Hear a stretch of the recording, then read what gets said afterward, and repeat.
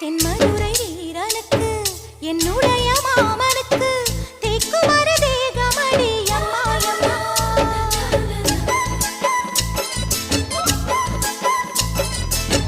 மாமன் பெற்ற பெண்ணுனக்கு மையெழுதும் கண் எதுக்கு என்னை வந்து கொல்லுதடி அம்மா அம்மா.